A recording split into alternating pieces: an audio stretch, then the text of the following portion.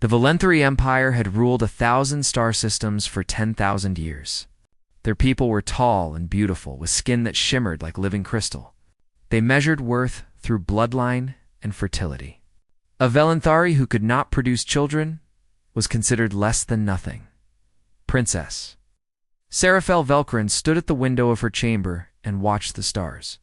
She was the 7th daughter of Emperor Velkarin, the Eternal, and she was the shame of the imperial family.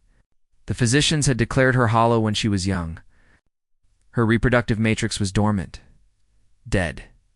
She could never bear children. For 60 years, she had lived with whispers and cruel smiles. Her sisters called her the Empty One when they thought she could not hear. Her brothers pretended she did not exist. The court saw her as a waste of royal blood.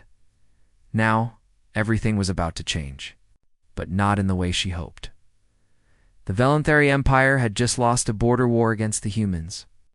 These strange, soft creatures from a small blue planet had proven surprisingly difficult to defeat.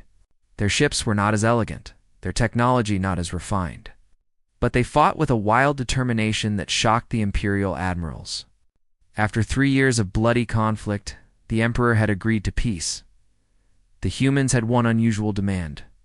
They wanted a diplomatic marriage. A Valenthari princess would marry a human representative to seal the alliance between their peoples. Serafel learned of her fate from a servant.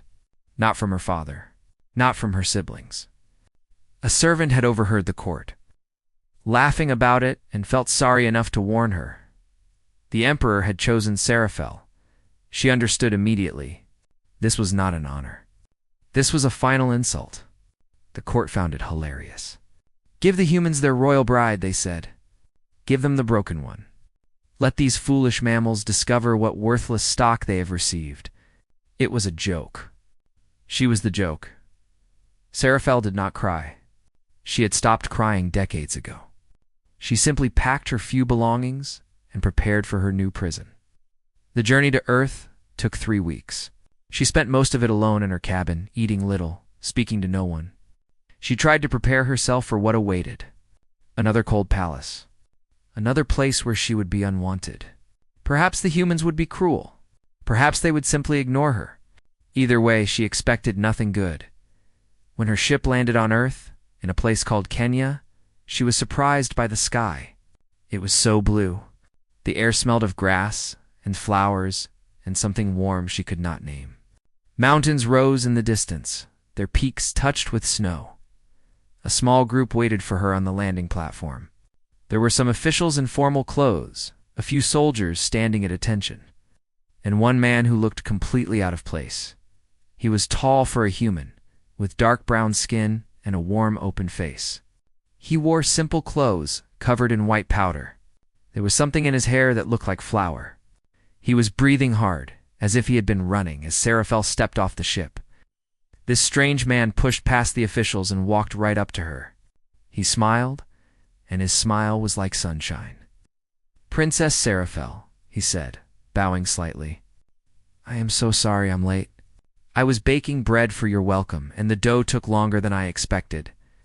He gestured at the flour on his clothes and laughed. "I must look ridiculous. Please forgive me." Serafel stared at him. She had expected generals, politicians, cold, calculating men who would look at her like a prize or a problem. Instead, she got a man who was worried about bread. "I am Commander James Moinji," he continued. "I will be your husband if you'll have me. I know this situation is strange. I know you didn't choose this. But I want you to know that I'm going to do my best to make you happy here." She did not know what to say. In 60 years, no one had ever said anything like that to her. "Why?" she finally asked. Her voice was rough from disuse. "Why did you agree to this?" James looked at her with those warm brown eyes. There was no pity in them. No calculation. Just kindness. "'Cause everyone deserves someone who actually wants them around," he said simply. "And when I heard that your people were sending someone away, I thought maybe you could use a friend." Serafel felt something crack inside her chest. A wall she had built long ago. She quickly looked away, afraid he would see the emotion on her face. The officials tried to intervene then, talking about ceremonies and protocols and political arrangements. James waved them off politely, but firmly. The princess has had a long journey, he said. She needs rest and food, not speeches. We can do all the formal stuff later, he offered her his arm.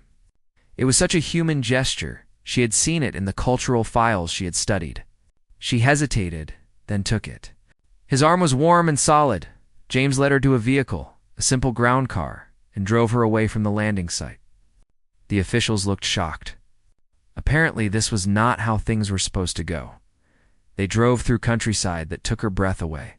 Green hills rolled toward the horizon. Animals grazed in golden fields. Children waved at the car as they passed through small villages. Where are we going? Seraphel asked. Home, James said. Our home, if you want it to be. The house sat on a hill overlooking a valley. It was not a palace. It was made of stone and wood, with a wide porch and windows that caught the afternoon light. Flowers grew around the door. A dog ran out to greet them, tail wagging. Seraphel stood in front of this simple, beautiful place and felt tears threatening to fall for the first time in decades. It is not what you're used to, James said, suddenly sounding nervous. I know it's not grand or impressive, but it's peaceful here, and there's plenty of room to make it your own. She turned to look at him. This strange human who baked bread and worried about her comfort and lived in a house with flowers by the door. Why are you being kind to me? She asked. You know what I am? You know I am hollow. I cannot give you children. I cannot give you anything of value. James tilted his head, looking genuinely confused. Value? He repeated. Seraphel, you're a person. You don't have to give me anything. That's not how this works. He smiled again, that warm sunshine smile. Come inside. I made dinner. We can talk or not talk, whatever you prefer. But you should know one thing right now. What? You're not hollow to me. You're not empty. You're just someone who's been treated badly for too long. He opened the door and gestured for her to enter. Welcome home, Seraphel. Let's see if we can change that. She stepped inside, into warmth and the smell of cooking food in a future she had never imagined possible. The first weeks were strange for Seraphel. She kept waiting for the kindness to end. She kept waiting for James to show his true face, to reveal the cruelty that must be hiding beneath his warm smiles. But days turned into weeks, and the cruelty never came. James asked her what foods she could eat. Voluntary biology was different from human biology, and many Earth foods were dangerous for her. He made lists. He researched. He experimented in his kitchen, creating disasters that made him laugh and apologize. I think I may have invented a new kind of poison, he said one evening, staring at a pot of something brown and bubbling. I'm so sorry. Let me try again. Seraphel found herself smiling. She could not remember the last time she had smiled. Slowly he learned. He found foods she could eat safely. He discovered she loved fruit, especially the sweet orange ones called mangoes. He planted a mango tree in the garden so she could pick them fresh. He never asked about her condition. Not once. This confused her more than anything else. One night she could not take it anymore. They were sitting on the porch, watching the sun set behind Mount Kilimanjaro. The sky was painted in colors she had never seen on her homeworld. She turned to him with the question that had been burning inside her for weeks. When will you resent me? James looked at her, surprised. Resent you? For what? For being hollow. For being unable to give you children? For being useless as a wife? He was quiet for a long moment. The sunset painted his face in shades of gold and red. Seraphel, he said finally, why would I resent you for something that isn't your fault? And honestly, I married you for you, not for hypothetical children. He shrugged. I never really planned on having kids anyway. I'm quite happy with the family I already have. She did not understand. You have family? He laughed. Oh, you'll meet them soon enough. They're not blood family, but they're mine all the same. Over the following days, she learned what he meant. James had served in the war against her people. He had been a commander of soldiers. But when the war ended, he had come home to this farm and built something new. The neighbors came first. There was Mama Wanjiku, an old woman who brought spiced tea and cookies, and immediately adopted Seraphel as a granddaughter. There was Dr. Okonkwo, a scientist who had lost his leg in the war and now grew roses in his garden. There were the Kamani twins, young women who worked with James on agricultural projects and argued constantly but lovingly. Then came the veterans, men and women who had served under James, who came to visit on weekends and holidays. They told stories and played music and treated Seraphel like she had always been part of their circle. And then there were the children. James ran a program for orphans from the nearby villages. 3 times a week, children came to the farm to learn about plants and animals. They called him Uncle Jay and climbed on him like he was a tree. They were shy around Seraphel at first, but children are adaptable. Soon, they were asking her questions about space and stars and what it felt like to fly between worlds Seraphel had never been.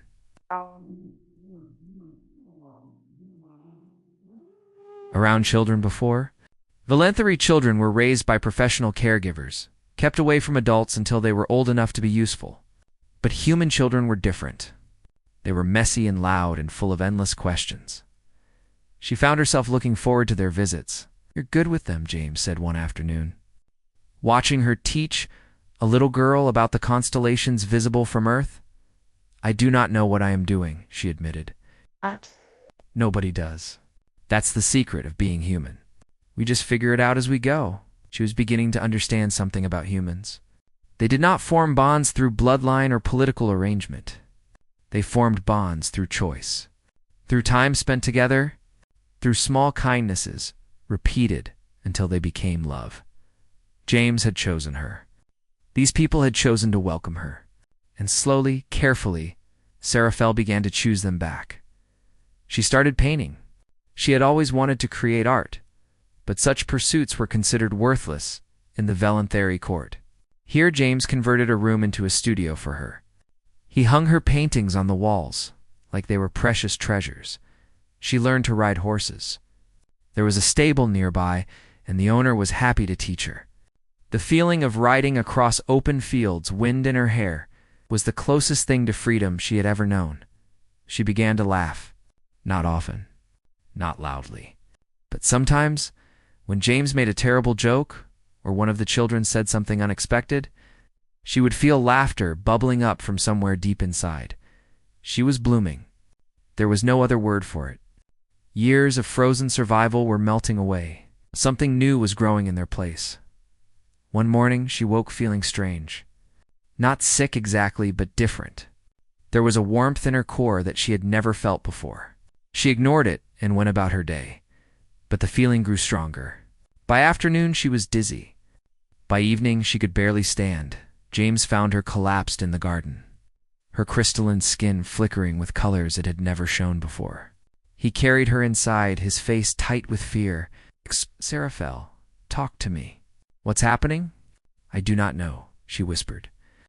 "Something is wrong. Something is changing." He called for help. Within an hour, a medical team arrived from the nearest city.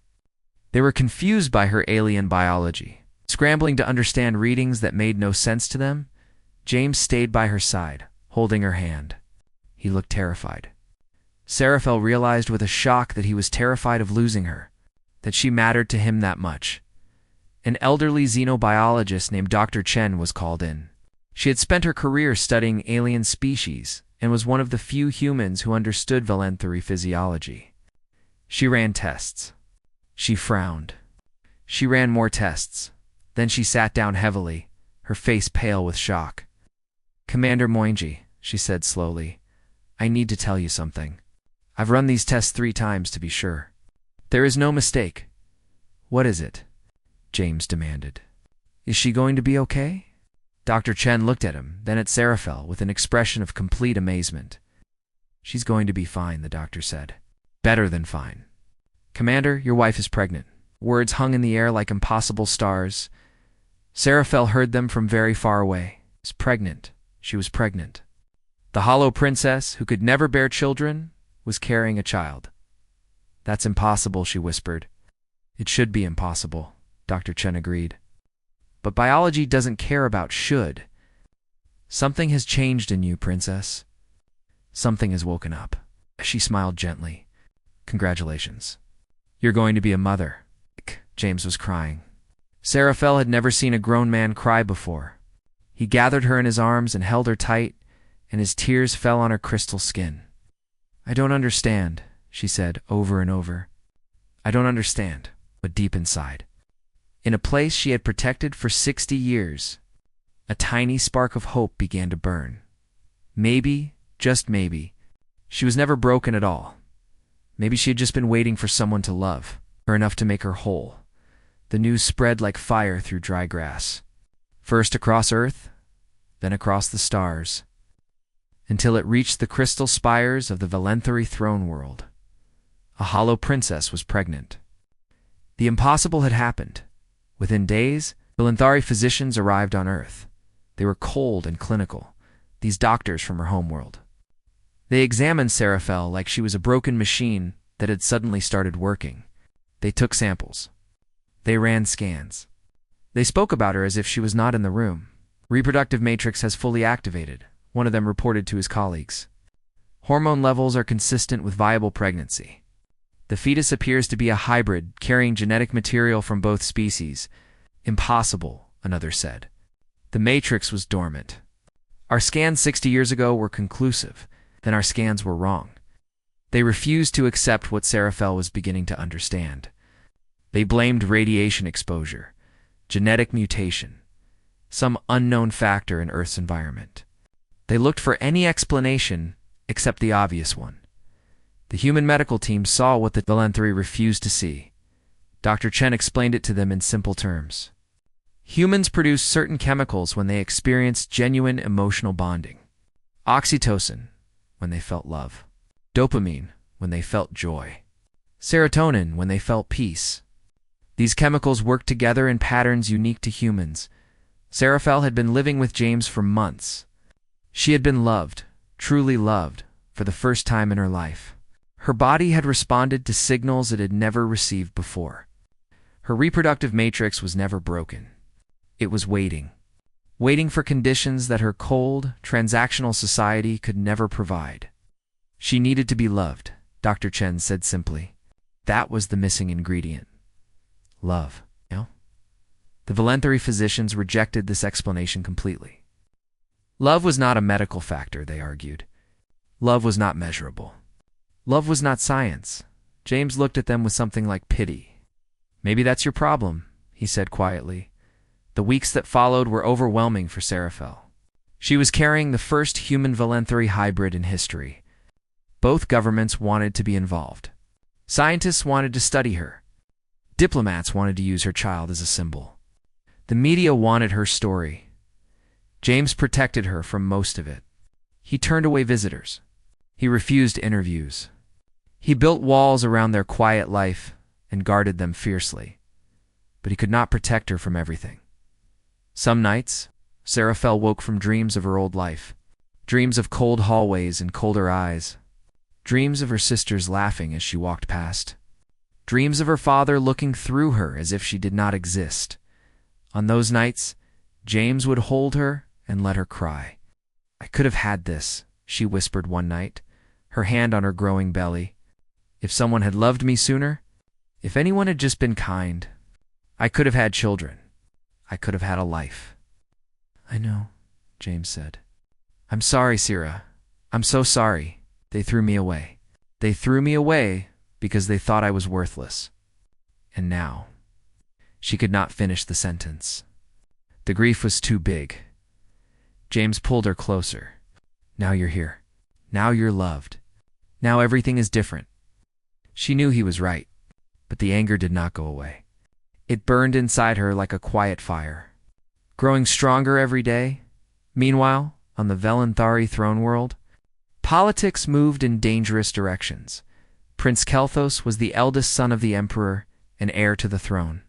He was everything Seraphel was not. Fertile, powerful, respected. He had spent his whole life preparing to rule. Now his forgotten sister had suddenly become important. A hybrid child with a claim to the imperial bloodline. A princess once declared worthless, now proven fertile. A bridge between two civilizations, Kelthus saw threats everywhere. He saw his position weakening. He saw potential rivals and an unborn child. He began to send messages to allies in the court. He began to plant seeds of doubt and fear. The hybrid was dangerous, he suggested. The humans were using Serafel to infiltrate the royal family. Something had to be done. The Emperor listened to these whispers. He was old, ancient, even by Valenthari standards. He had ruled for centuries and grown tired. He let his children fight among themselves, rarely intervening. But even he could not ignore what had happened to his seventh daughter. The summons arrived on a warm summer evening. Serafel was in the garden watching the sunset when James brought her the message. His face was grim. "It's from your father," he said. "The Emperor." Serafel read the formal words carved into crystal. She was commanded to return to the throne world. She was to present herself and her child to the imperial court. The message spoke of honor and celebration, of welcoming the princess home. She knew better. "It's a trap," she said. James nodded slowly. "That's what I think too. My brother Kelthus. He sees my child as a threat. He will try to take her from me. Or worse, her." James looked at her with sudden brightness. "You know it's a girl?" Despite everything, Serafel smiled. "I felt it. I know." They sat together in the fading light, holding hands, thinking about the future. "We don't have to go," James said. "You're a Terran citizen now. They can't force you. If I refuse, it will be seen as an insult. It could damage the peace between our peoples." "I don't care about peace between peoples. I care about you and our daughter." Serafel looked at him, this man who had changed her entire world. "I have to face them, James. I have run from them my whole life. I have hidden and survived and tried to be invisible. But I am not invisible anymore." She touched her belly. "We are not invisible, and we go together," James said firmly. "And we don't go alone." Over the following weeks, he made plans. He reached out to old friends from his military days. He contacted diplomats and officials. He arranged transportation not on a simple diplomatic vessel, but on a Terran warship. "A show of force," Serafel said. "A show of protection," James corrected. "They need to understand that you have people who will fight for you." The day before their departure, James took Serafel to the mango tree he had planted for her. It had grown quickly in the African soil. Soon it would bear fruit. "We'll be back to see it bloom," he promised. "This is our home. Nothing changes that." Serafel touched the tree's bark gently. "I never had a home before you. You have one now. And you have a family. And you have me." He took her hands in his. "Whatever happens on your home world, remember that. You are not that scared girl they threw away anymore. You are Serafel Moyanji. You are loved. You are strong. And you are going to show them exactly what they lost."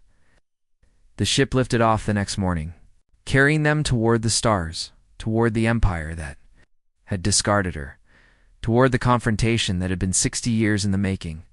Serafel sat by the window and watched. Earth grow small beneath them. She placed both hands on her belly, feeling her daughter move inside her. "Do not be afraid, little one," she whispered.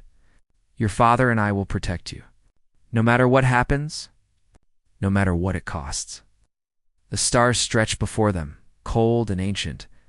But for the first time in her life, Serafel felt no fear. Only purpose, only fire. The Valanthari throne world was a planet of crystal and light. Great spires rose from the surface, catching the sun and scattering rainbows across the sky. Everything was designed to show power and perfection. Everything was cold. Serafel had not seen this world in almost a year. As their ship descended through the atmosphere, she felt the old familiar dread rising in her chest. The fear of being small, the fear of being worthless, the fear of being invisible. Then James took her hand, and the fear grew quiet. "Ready?" he asked. "No," she admitted, "but I am going anyway." They had planned this carefully. The landing platform was crowded with nobles and officials, all gathered to witness the return of the Hollow Princess.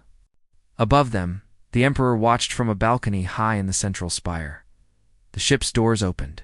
A Serafel stepped out into the light. She heard the gasps. She saw the shock on countless faces. She was not the broken creature they remembered. She wore flowing silks from earth in deep blues and golds. Her crystalline skin glowed with health and new life. Her head was held high, her eyes clear and unafraid. Her hand rested on her swollen belly, where her daughter grew strong. James walked beside her in his military dress uniform, medals gleaming on his chest. Behind them came 20 Terran Marines in full combat armor. Not an honor guard, a message. The crowd parted before them like water. Prince Kelthus stood at the front of the welcoming committee. He was tall and beautiful, with perfect crystal skin and cold, calculating eyes. He had always been the golden child, the perfect heir. He looked at his sister now with barely hidden contempt. "Welcome home, Seraphel," he said. His voice was smooth as polished stone. "We are all so pleased to see you, recovered." "Thank you, brother," she replied. Her voice did not waver. "It is good to see you as well." They were led through the crystal halls to the great throne room. Seraphel remembered this place. She had stood here as a child when the physicians announced her condition. She had stood here and listened to the court whisper about her worthlessness. The room was full now. Every noble house had sent representatives. Everyone wanted to see the miracle. Everyone wanted to judge whether it was real. The emperor sat upon his throne of woven light. He was ancient, his crystal skin cracked and faded with age. He had ruled for 800 years.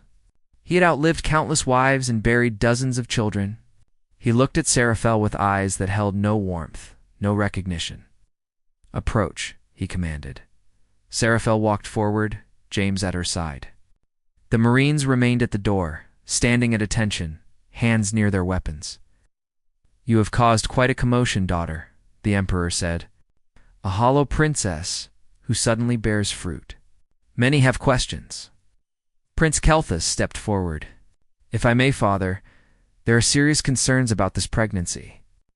Our physicians have found no explanation for how a dormant matrix could suddenly activate. Some suggest human interference. Some suggest deception." Murmurs rippled through the crowd. "What are you suggesting, brother?" Seraphel asked calmly. "I'm suggesting that this could be a human trick.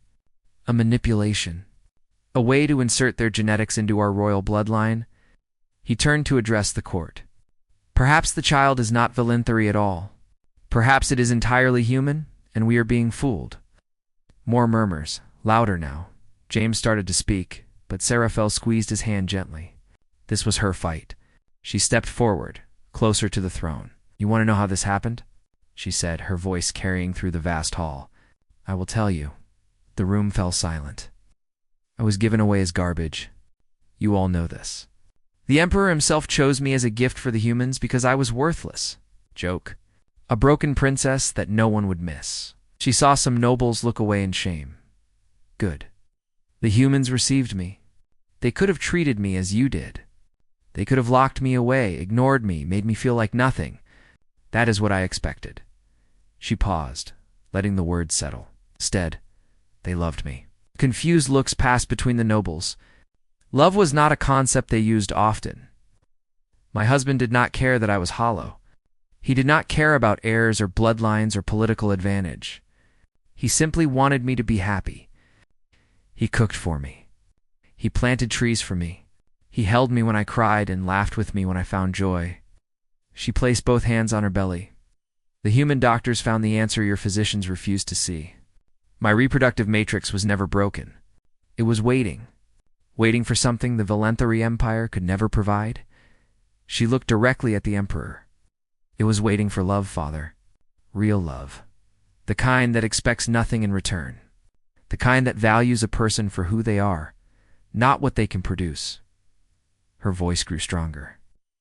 "You measured my worth by what I could give you. They measured it by who I am.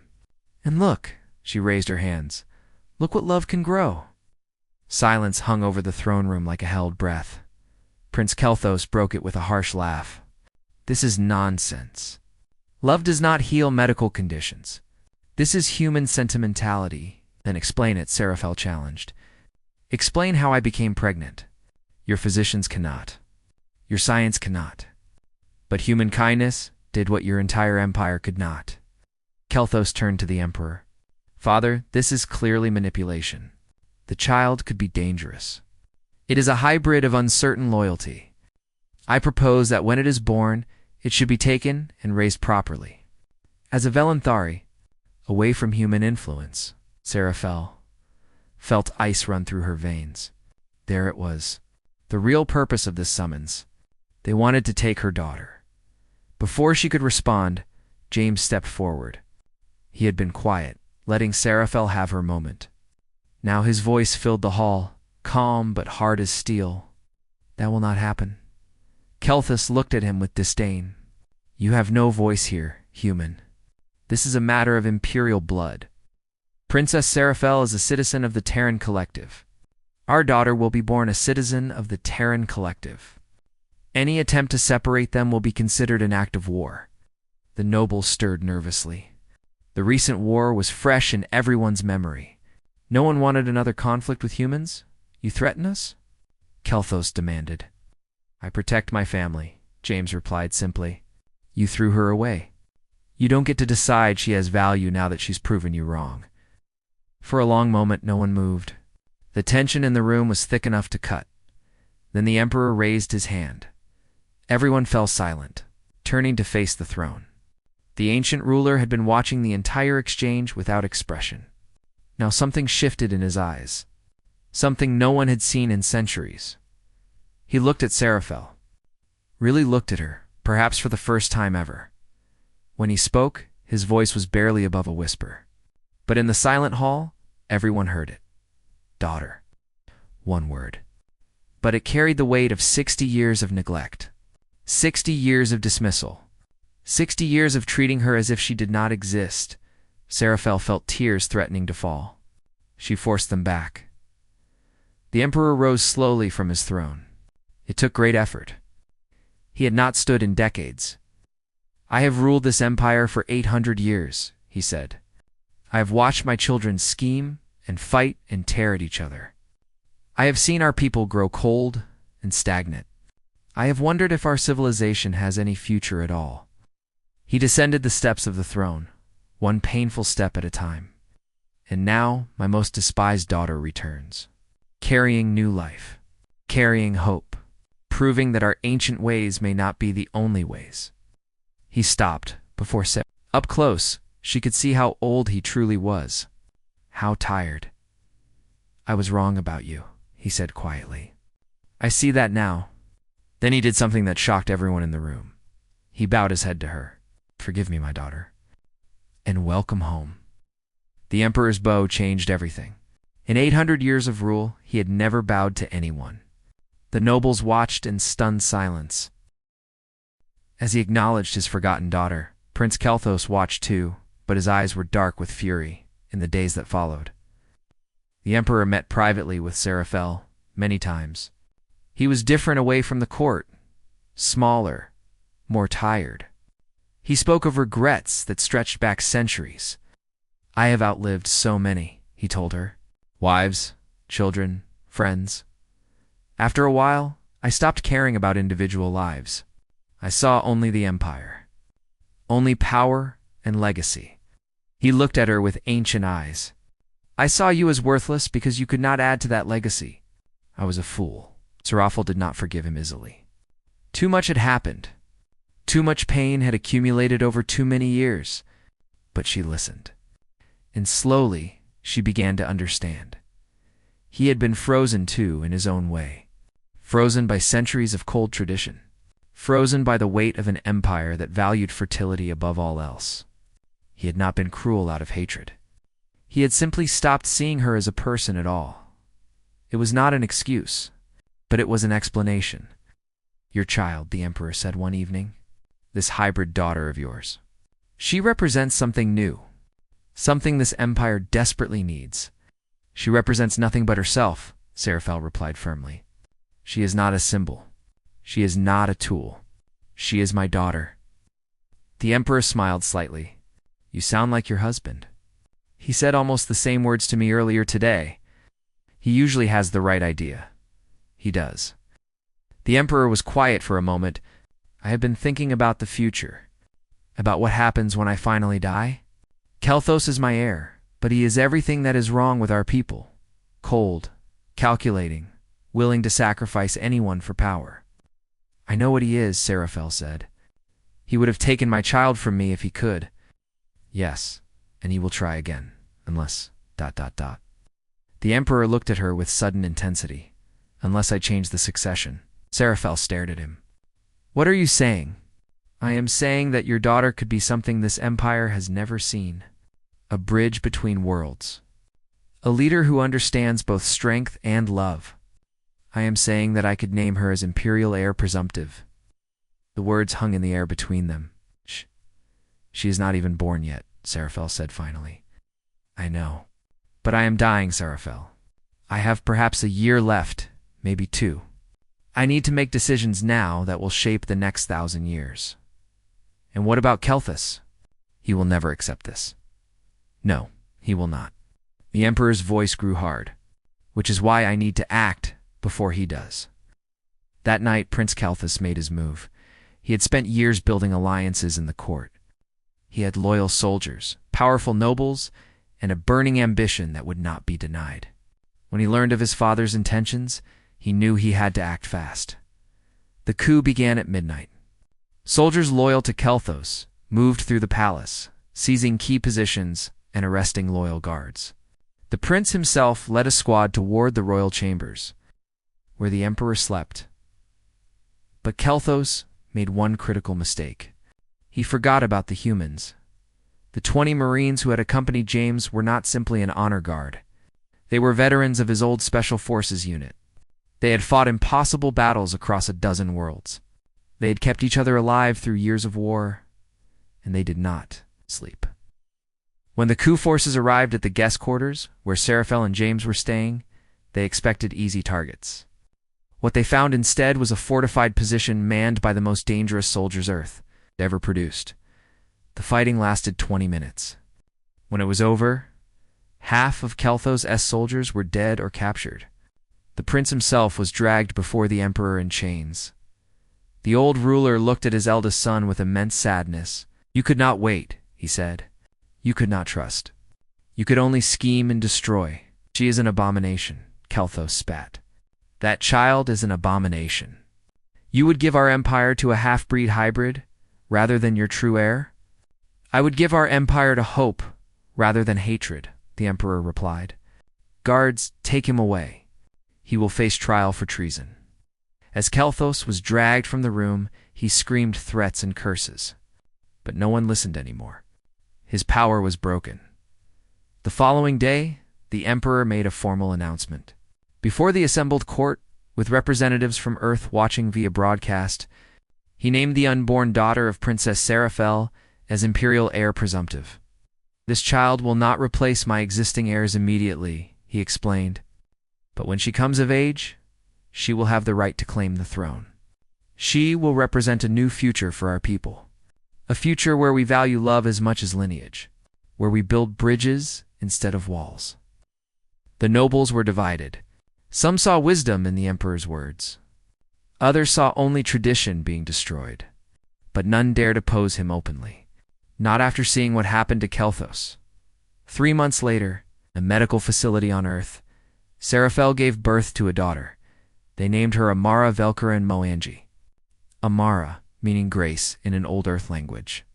Velkarin, connecting her to her Velanthari heritage. Moanji, the name of the father who had made everything possible. She was beautiful. Her skin had a faint crystalline shimmer beneath its warm brown tone. Her eyes were dark like her father's, but they caught the light in ways no human eyes ever could. She was something new.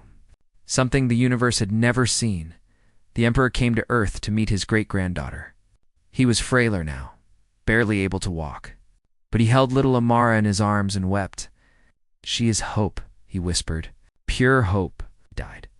6 months later at peace. The succession he had arranged held. Amara was officially recognized as heir, though regents would rule until she came of age. The empire began the long process of changing, of learning to value things it had ignored for too long. But that was all politics, and politics was far away. On a farm in Kenya, In a house with flowers by the door, Seraphel sat with her husband and watched their daughter sleep. Starlight streamed through the window, painting silver patterns on the blanket. "Do you ever regret it?" she asked James softly. "Regret what?" "Marrying me. All of this? The complications. The danger. The fact that your daughter will one day rule an alien empire." James laughed quietly, trying not to wake the baby. "Sira, you were the best deal humanity ever made. They just didn't know it yet." She leaned into him, feeling his warmth, his steadiness, his endless capacity for love. "I was so afraid when I came to Earth," she said. "I thought I knew what awaited me. More cruelty. More disappointment. Another place where I would never belong. And now." She looked at their daughter, at this impossible miracle born from love. "Now I have everything I never dared to dream of. A home, a family, a future." She touched James's face gently. "You saved me. You and your strange human ways." "I didn't save you, Sarah. I just gave you space to save yourself." He kissed her forehead. "You did the hard work. You let yourself heal. You let yourself love." Outside, the mango tree had finally bloomed. Its branches were heavy with fruit, golden in the starlight. The promise James had made was kept. Somewhere among the stars, an ancient empire was slowly learning new lessons. Learning that love was not weakness. Learning that worth could not be measured by what a person produced. Learning that the greatest strength was found in gentleness. It would take generations for those lessons to fully settle. There would be struggles and setbacks. Not everyone would accept the changes, but the seed had been planted. In a small farm, on a small planet, a human and a Velanthari had proven something that would echo through history. They had proven that the strongest force in the universe was not weapons or wealth or ancient bloodlines. It was simply this: two people choosing to love each other, completely and without condition. That was the true power that changed everything. That was humanity's gift to the stars, and little Amara, sleeping peacefully in her crib, would grow up to carry that gift to 1,000 worlds. But that is a story for another time.